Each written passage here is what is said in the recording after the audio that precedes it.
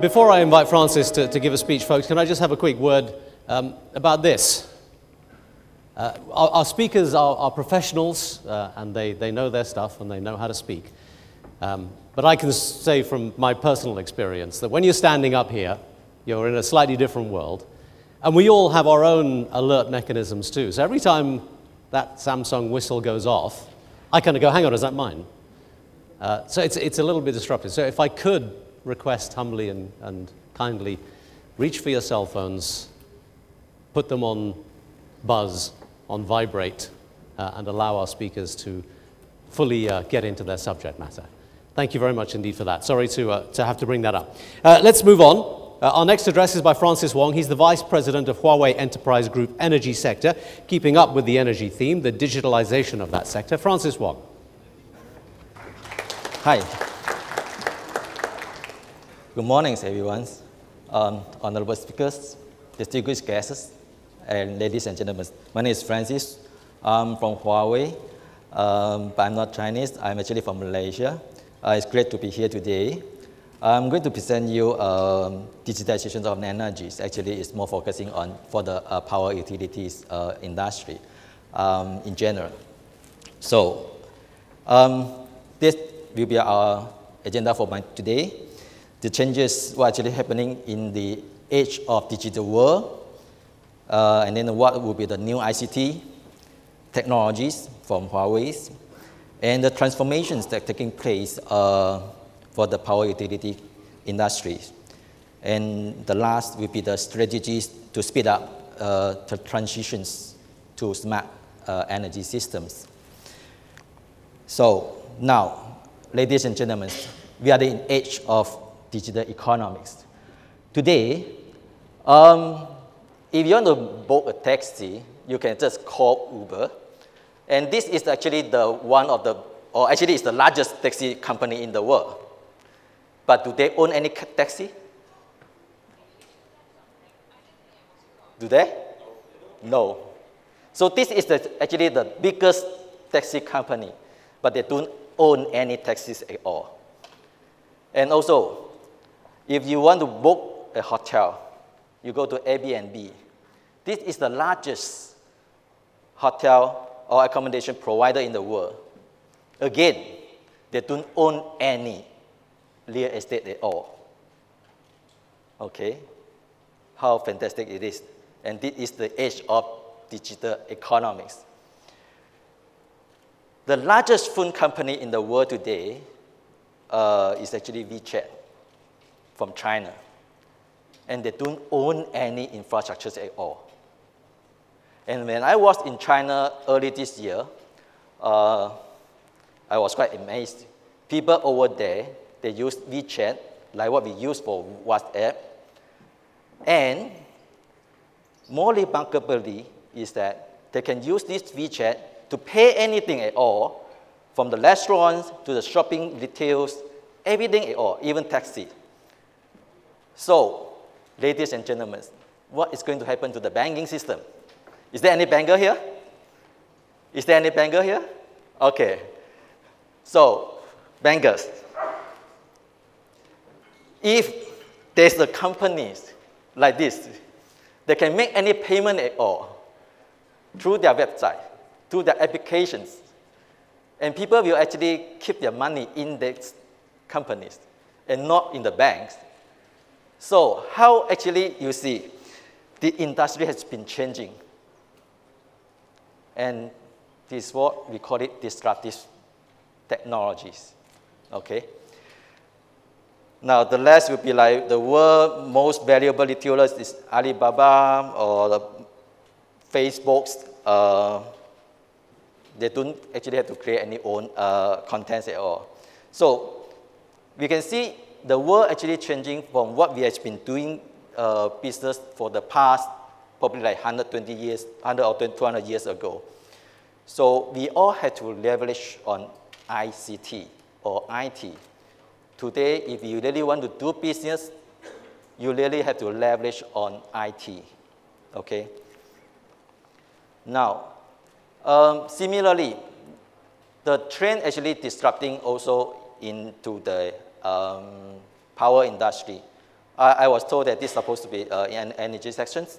So for the energy sections, energy industry, we have seen actually the disruptions into the green technology, to adopt green technology, all right? And also the customer attitude changes. Now, we see the world population actually have been changing to a much younger generations. I think most probably like 40 over 50% are younger generations. So this Gen, what we call it Gen Y, they have different mindset and different attitudes. So how the business to address or to cater for these new generations is a challenge to the business owner today, all right? And for power industries, there are actually regulations changes taking place now. So I'm going to talk about it later on. And there are many large technology changes taking place as well for the last 10, 20 years. So that will also actually impacting and also creating opportunities for power utility companies to transform from a very conventional industry to an innovative industry. All right. So nowadays, the business, if you really want to sustain, you have to be very innovative. Okay. Okay, first let us look at the green technology. So we look at solar power costs actually decreasing tremendously for the past 10 years. And eventually, this will actually take over the fuel supply. So one of the very good examples in Pakistan, you are already taking place moving into green technology. So this is one of the examples. Now, we are coming from a technology industry. So how ICT actually enable a smart grid or power industry? IoT, Jeff actually mentioned that Internet of Things is actually driving the transformation of the power grid. So from the very bottom, you can see we would like to connect the devices. The devices could be anything. The sensors in the transformer stations to be able to be better connected to the networks and eventually to your control center. And secondly will be the better connected networks. We want to connect better, to provide better connections, connectivity for the devices to be to the data center. And eventually, you wanted to have a better connected information, which is actually the big data analytics. Now, big data is actually a very, very important asset to, especially to the business owner. If you have a very good data analytics, you know what is the trend of your customer, the behaviors of your customer, and so on and so forth. So you need to have a very powerful data analytic tools in order for you to keep your business growing. Leading new ICT building better connected power IoT. So over here, we are talking about connectivity, all right? You could actually connect your devices through wired networks or wireless mode. Wired network could be anything like connecting through fiber optics, or wireless, in this case, if you are familiar with telecommunications, wireless connectivity could be through spectrum, licensed spectrums or unlicensed spectrums. So for wireless connections,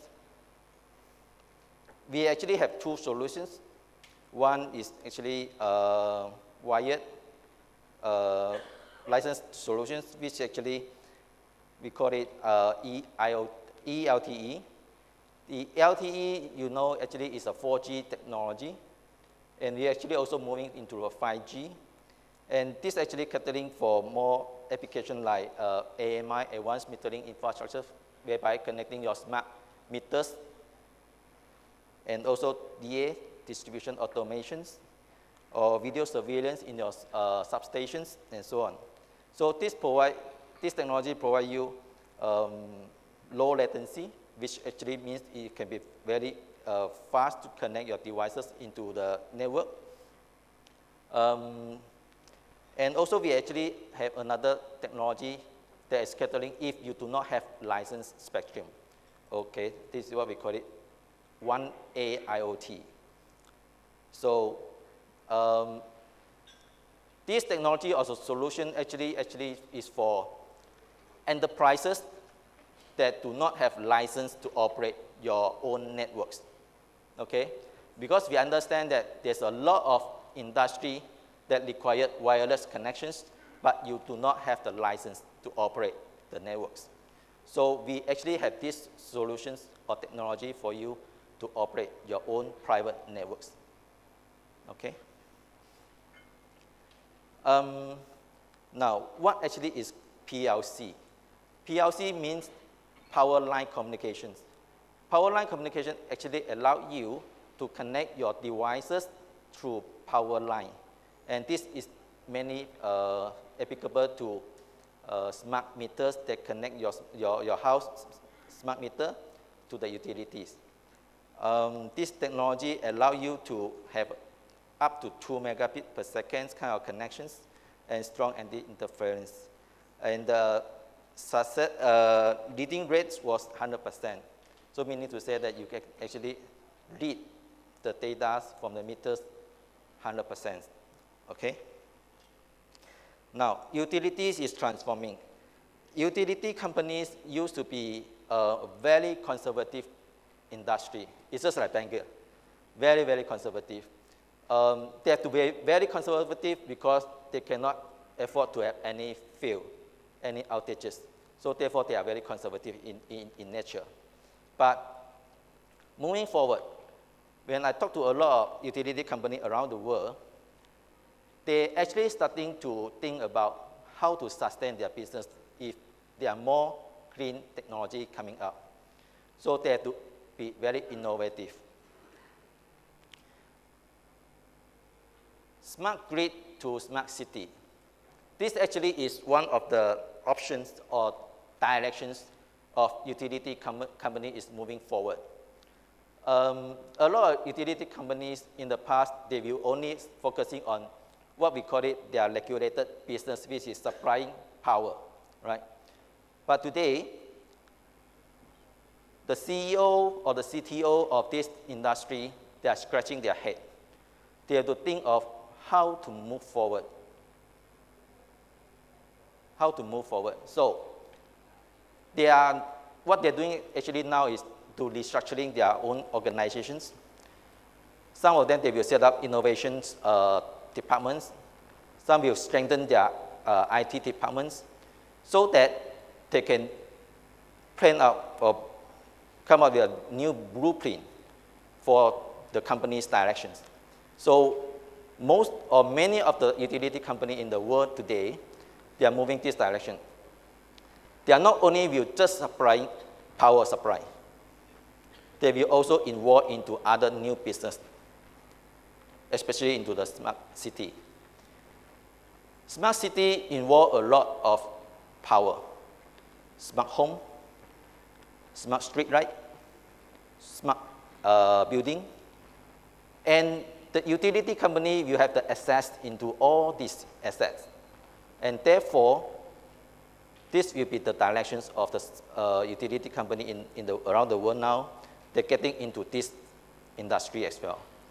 So they already have moving into smart grid, and later on, or in the very near futures, they will also going into this industry.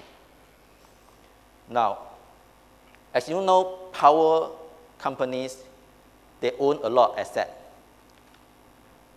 The asset included the fiber optics that go around the nations. And this is the grid assets that they have. And this asset is even better than what the industry operators or telecommunication operators have owned. So The utility companies today, they will further utilize their assets.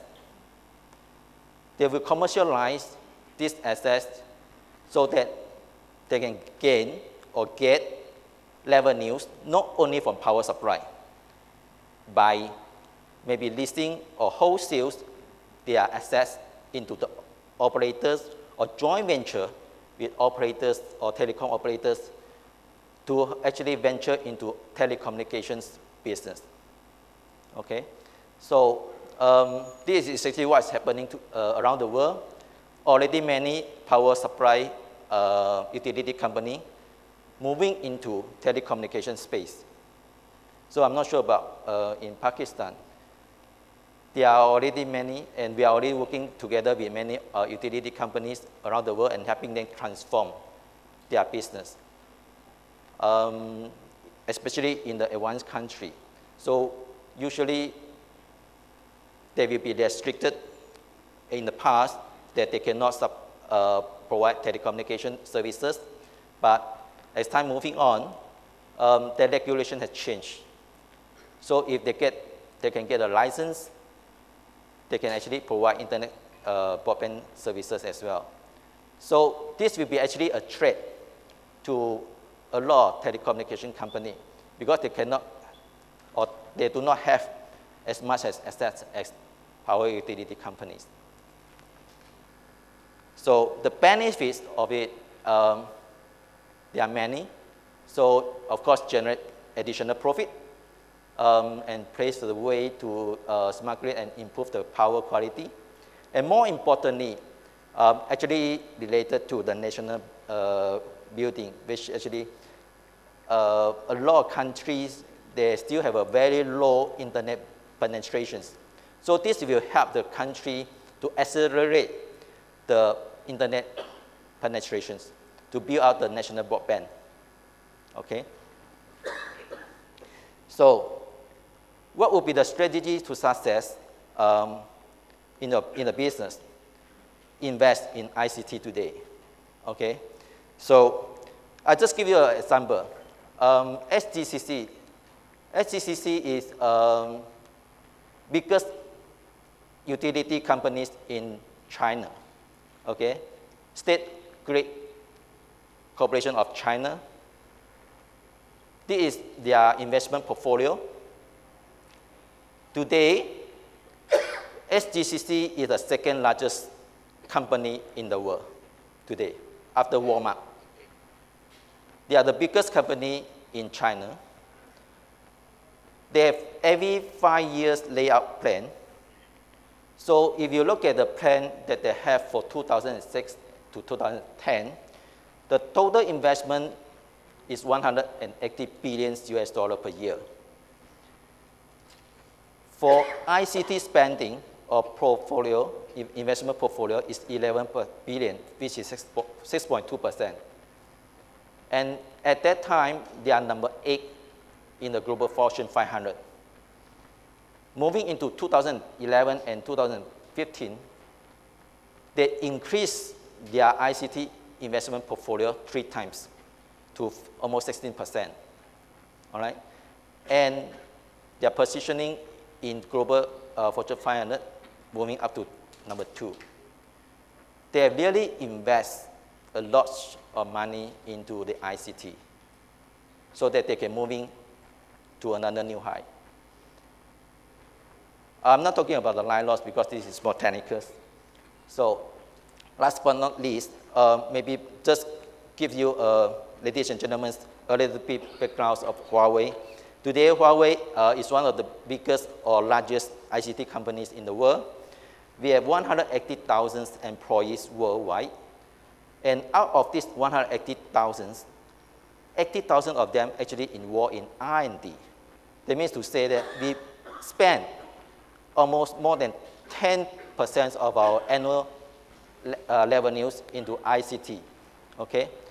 So we are actually present in more than 170 countries, and out of them, 15 are in our R&D centers. So today, Huawei brand actually is in the position of 72, And we are 129 in Fortune Global 500. Thank you very much. Francis, thank you very much. Let me just ask you a quick question. I mean, you put some investment figures up there. Clearly, the amount of money going into this kind of technology is increasing fast. But how much penetration, for want of a better word, into the industry has it had? I mean, how much more work and investment is required to bring the majority of power systems up to a new platform? Yeah, well, this is a very good question. I think in general, a lot of business owners or business entities will think that ICT spending is a cost to them. But today, if you really want to sustain your business, you actually really have to leverage on ICTs. And the spending actually depends on the business, the nature of the business. So there's no fixed figures. But in general, if you really want to sustain the business today, ICT spending actually is really a very important factor for you to consider. Francis, thank you very much. Francis Wong of Huawei. Thank you.